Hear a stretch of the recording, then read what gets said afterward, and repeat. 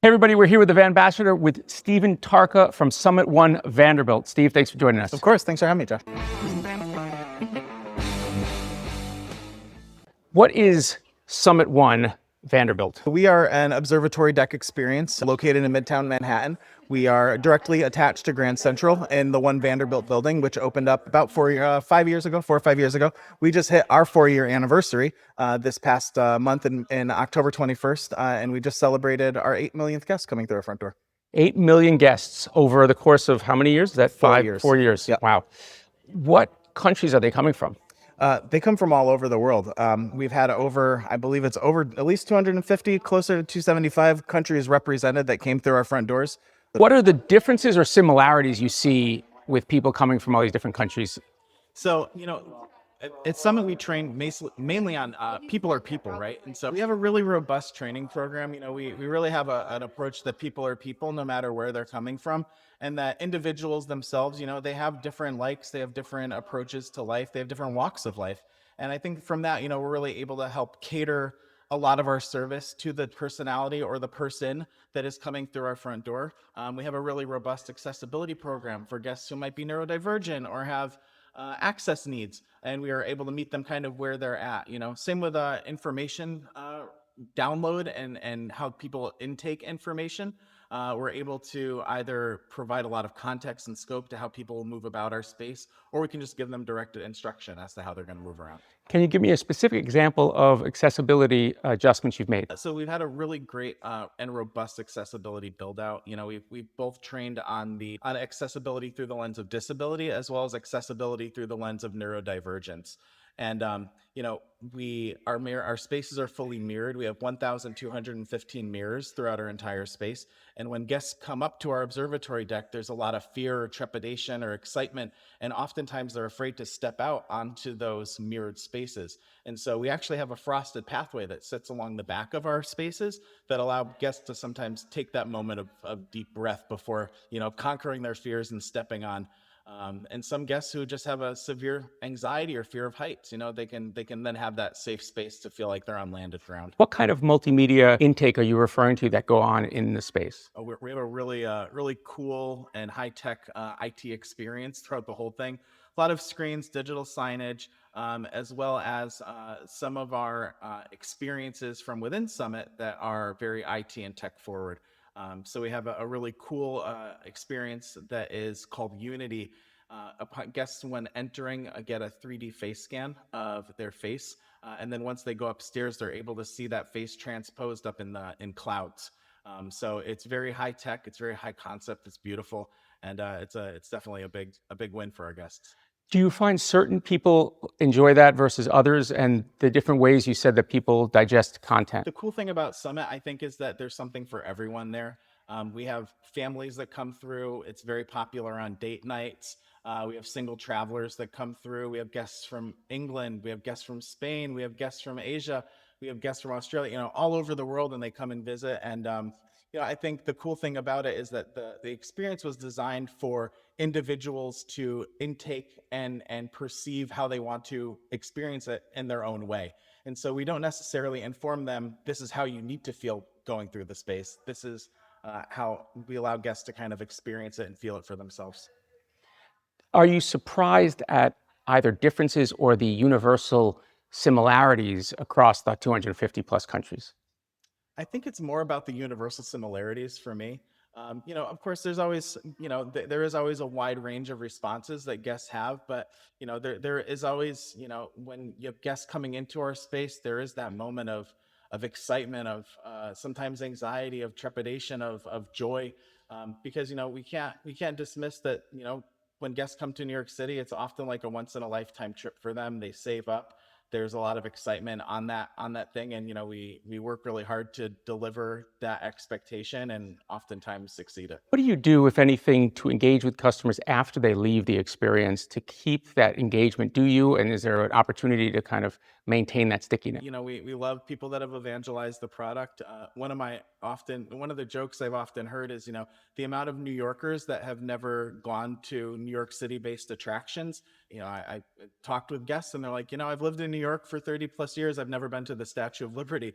But the cool thing, because Summit is so hyper new and hyper modern, quickly made a footprint and an imprint on the New York City guest. And so we've had certain guests. We did a sunrise event, and I was chatting with somebody, and he said, this is my sixth, seventh, eighth time here. And so you have guests that keep coming back and are really kind of excited to see it, because also, depending on the weather, you could get a completely different experience too. Sometimes the clouds sit on the skyline just so, and can create a really different view off the building, and a different experience inside. Have you traveled to other observatories around the world? And when you do, if you do, are there things that they do that you're saying, "Help, we should either do this or I can't believe they're not doing this"? I have been to the Empire State Building. I actually worked there for several years, so I'm a bit of an observation deck nerd. I've also been to the Shard and a couple other famous global destinations. I'm an attractions junkie, so even if it's not an observatory deck, I love going to theme parks. I love going to a roadside attraction. I love a good road trip, and finding something out of the ordinary there. And I think there is a global conversation that happens amongst the attractions industry, and it's not necessarily finding things to adjust on anyone's end. I think it's about having those conversations between the different organizations to find out a best practice. We can talk about, from a cultural standpoint, how do we approach a certain market of guests? How do we approach a certain team member from a certain background? Priorities and approaches shift. Do you have any specifics about how you might approach either a guest or a team member from a different culture, or specifics about different observatories? Again, like I specifically, I was at this observatory and I was walking through and I couldn't believe that they greet you in this way, or they created this type of experience, or I would love to show them what we're doing in terms of this. We do have a big push on language. And so, one of our biggest things is, if we have a guest from Brazil coming through, I'm going to say to them, bem-vindo, which is, Portuguese for welcome. Or, even just a simple phraseology, I think can go a long way for our guests. And, and that momentary connection, because, when you're sending through 7,000 plus guests a day, that becomes a big priority to find critical ways to connect with people, even for a moment. Let's talk about you. How did you get into this? So I originally was going to be an actor. I was a theater kid at heart throughout high school. And then I quickly realized that I kind of liked the backstage stuff a little bit more. So I started to get into backstage operations. I was actually front of house operations. I was a food and beverage manager on Broadway for about 3 years. At that point, I had really come to realize, like, I love being an operator. I love connecting with guests. I love, having those moments with people. And then they get to experience something really cool as part of that experience. So from there, I worked at Disney World, I worked at the Empire State Building, and then I came over to Summit. How has your sense of theater and performance and presentation impacted your work? Oh, everything. It is everything is an orchestration, right? Everything is from curtain up to curtain down. We've often infiltrated certain theater phraseology into our everyday language. When you're on stage, you're interacting with guests. When you're backstage, you can have your upset moment, or the deep breath of I've completed my shift. There is something innately theatrical to that, right? You have to there's a level of performance when we are interacting with our guests. But you also want to make sure that you're staying authentic, right? And so keeping the performance at a human level is just as important as making sure we are providing a welcoming and hospitable environment for our guests. James, or somebody else you work with, is also theater. They had a performance background too? He Or? does, yeah. Okay. Yeah. Do you guys get together and talk about, like, hey, this is similar to? A little bit, yeah. James is he's my vice president. I report into him, and yeah, there is something innately theatrical, I think, in both of our personalities. And I think it's important from a cultural standpoint, about how to motivate and inspire and engage with not only our visiting public, but also our staff. I often say I don't necessarily work for our guests; I work for our team, because I want to make sure they're their best selves when interacting with our guests. Last question, I guess. You Sure. you talk about work-life balance. Do you find all cultures embrace that concept in the same way? I think there is so much work to be done. Mhm. But it really is about having those conversations, and finding ways that you can push the conversation forward, because it's not something that you can just flip a switch on and be like, all right, we've solved it all. I think that it's a really important conversation to have, especially, when you have people at various levels of expertise and career development and all of those things. And advocating for not only myself, but my team is really, really important and critical to establishing what those norms are in an organization. Anything you want to add, like advice to other people? Just a note on compassion and empathy and connecting with people on a human level. I love that you have a focus on kind of cultural representation and how we differently approach things.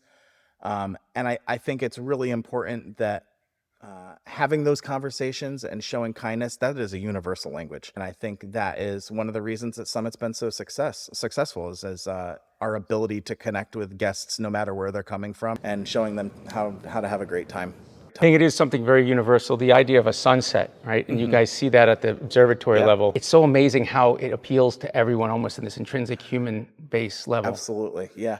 I mean, everyone wants to see the sunset. It's our most popular time of day, and it's our biggest crowd pleaser, you know? Yeah. And there's nothing more beautiful than getting to watch that on a clear day. Just as much as we do hold the occasional sunrise event too. And you know what? It's worth the early wake up Yeah, I call. was going to say, I work. Okay, sure. Waking up early. Yeah. So come and see Summit One Vanderbilt, maybe the sunrise to help manage the capacity. You should come in the morning and do the sunrise event. Stephen Tarca, again, thanks for joining us. Thank you, Josh.